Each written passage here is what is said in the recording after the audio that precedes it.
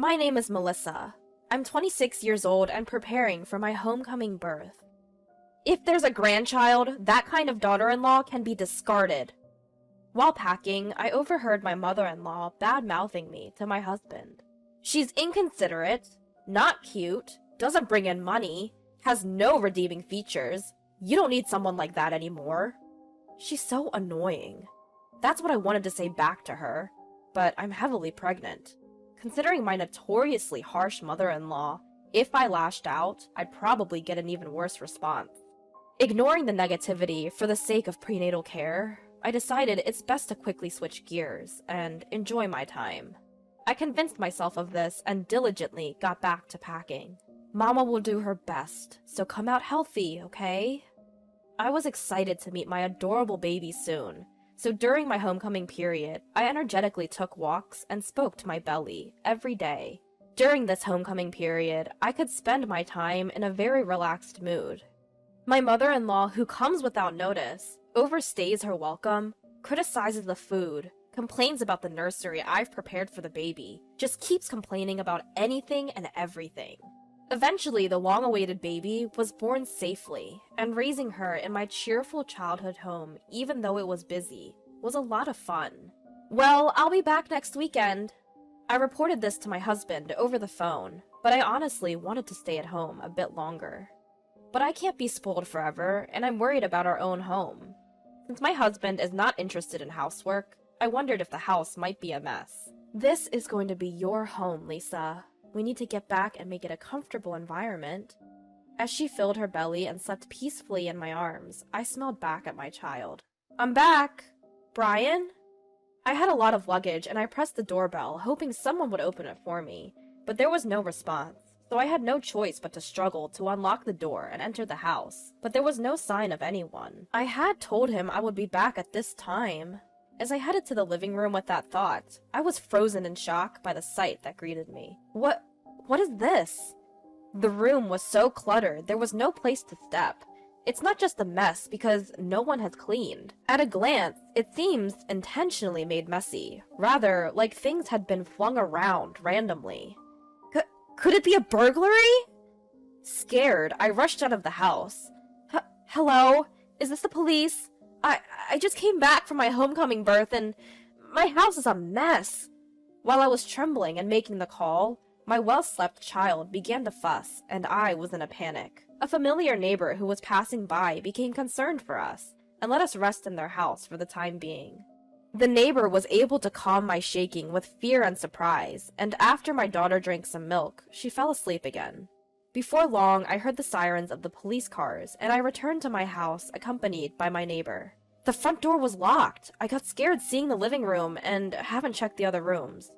When I explained, the police praised me for my good judgment.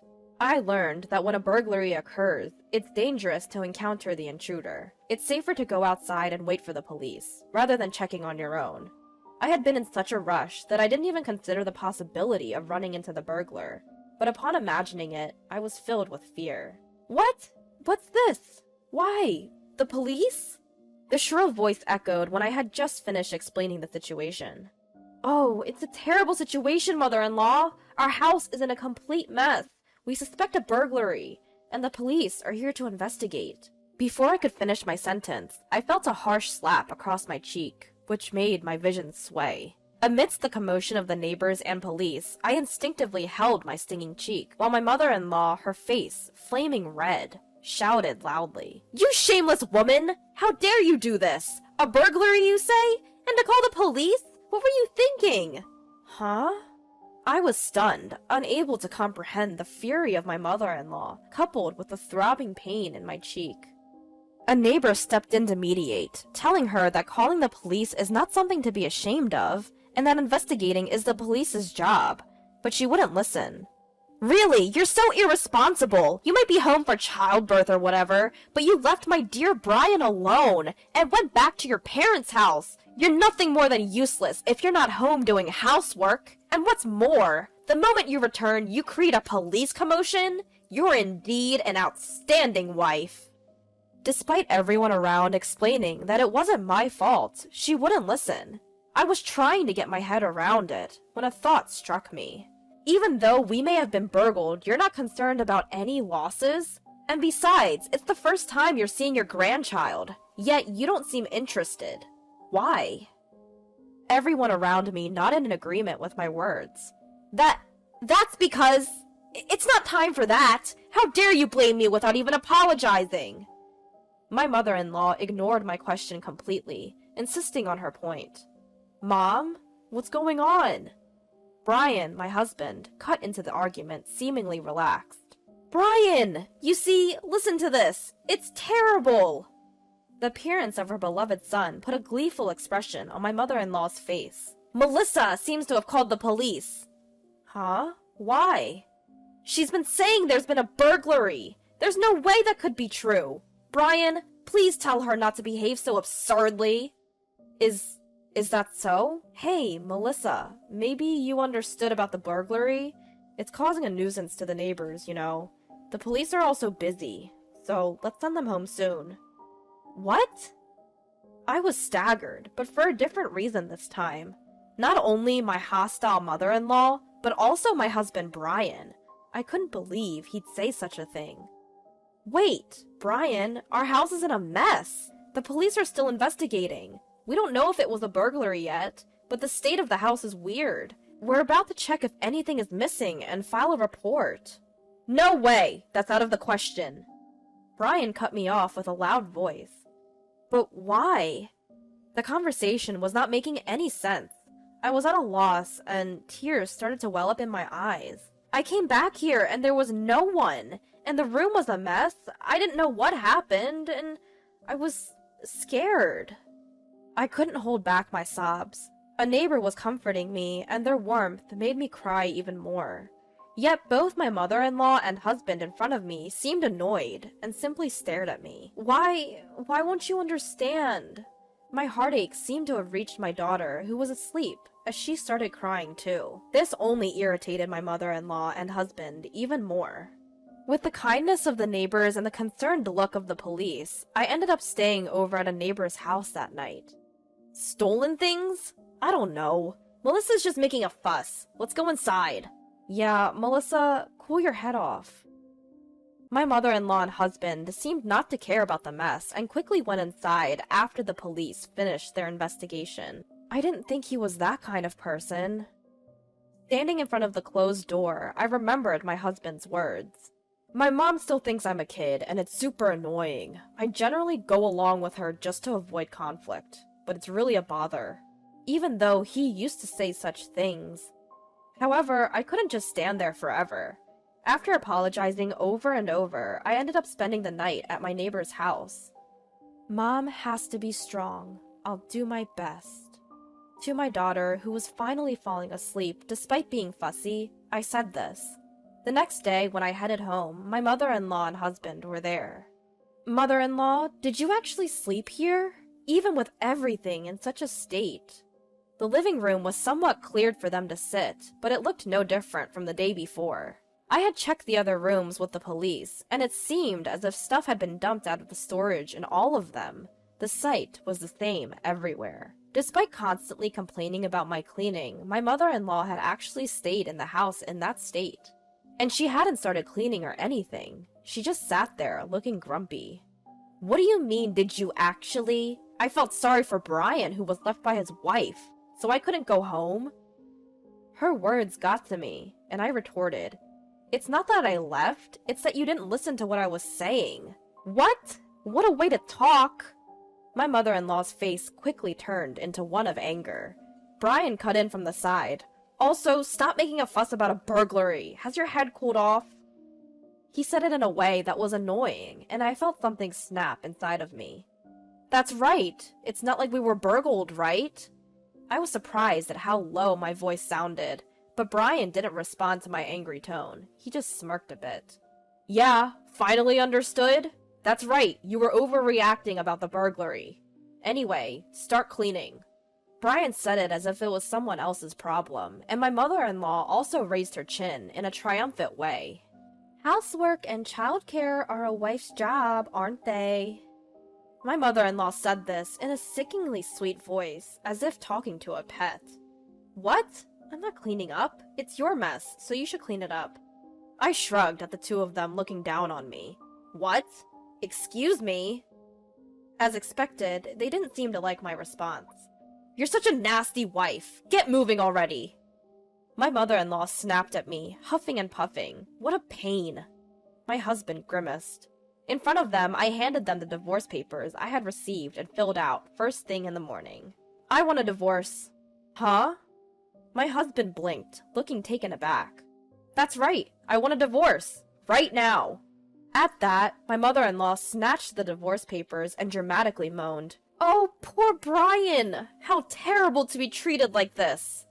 As she cradled my husband's head. Just a big baby, aren't you? I had tried to hold my tongue, but my true feelings slipped out. What did you say? Melissa, you? The two of them were so angry, they seemed to be on the verge of bursting. Of course, they weren't going to take my word sitting down, but I wasn't going to back down either. Did you not hear me, or can you not understand, big baby Brian? Divorce! Here are the papers, please sign them right away. I knew it was petty. I knew I shouldn't sink to their level. But at that point, I didn't care. Enough with the jokes. Bow down. Apologize. Angry, they threw me to the ground, pressing me to the floor. Apologize now. Brian's strength made it hard to breathe, and my eyes filled with tears. Then, Melissa! Get your hands off my daughter! My saviors were my parents, who had come running to my aid. Behind them, I saw the friendly officer from the previous day. Coughing and gasping for air, I was relieved, and my strength left me. What are you doing, barging in here like this? Get out, now! My mother-in-law and husband were being restrained by the officer, writhing and struggling. It's no use, you've been caught in the act of assault. With help from my father, I stood up and said with a smile to the two struggling people, Actually, I only asked the officer to come and check on the situation from yesterday. I never imagined you'd assault me. What the hell is going on? My husband growled, but I wasn't scared anymore. We have a baby monitor camera installed in this house for our little Lisa. It's a live stream camera. It couldn't record the person who trashed the room, but... As I said that, both of them visibly relaxed. Huh? So what? It's a live camera, I told you. Right now, the kind neighbor who helped us yesterday is watching over this room. They listened to your conversation yesterday, along with a lot of people at the police station. My parents were watching too. Yes, after my mother-in-law and husband disappeared behind the door yesterday, I started checking the baby monitor camera. The police suspected that this whole break-in thing seemed fishy, perhaps even staged. Not just my mother-in-law, but my husband too might be involved, they said. Unfortunately, they hit the nail on the head. Before I got home, you two messed up the room on purpose, then came back pretending to be surprised, trying to blame me. You were planning to get an apology payment from my parents by saying they couldn't stand a daughter-in-law who would do something so unbelievable. You guys didn't need a daughter-in-law because the baby wasn't a boy. You wanted to kick out an unnecessary daughter-in-law and get a new one, right? What on earth is an affair approved by the mother-in-law? I finished saying everything in one breath, and everyone else in the room was staring at them with cold eyes. It must be some kind of mistake. Huh? No way, I wouldn't cheat. Huh. Melissa? Do you still have more to say? This nonsense. Stop! Mother-in-law, who for a moment forgot her position and started to get angry, was not forgiven by those around her. I also refuse to be told if I'm needed or not, for such an unreasonable reason. I don't need a family that doesn't ask at all about how the baby is doing since I arrived today. It's not normal for a neighbor who's looking after her to be more loving to my daughter. I'm going back to my parents' house. Of course, I'll divorce, and I won't give up custody. As a result, it worked out just as you wanted.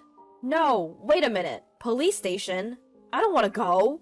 Let go! I don't want to! Both of them made a fuss as they were taken away by the police. After that, my mother-in-law and husband became infamous in the neighborhood. Of course, it's a bad reputation. They tried to improve it by giving me a divorce settlement, but no good rumors spread at all. Well, of course, no matter how loudly they say, "We paid it!" no one would believe it. I went back to my parents' house, and I'm raising my daughter with them. I found a job through an acquaintance's introduction. Honestly, I'm not without worries, and it's hard, but when I look at my daughter's face, I feel like I can do my best. I'll work hard to raise Lisa straight, so she doesn't resemble her father.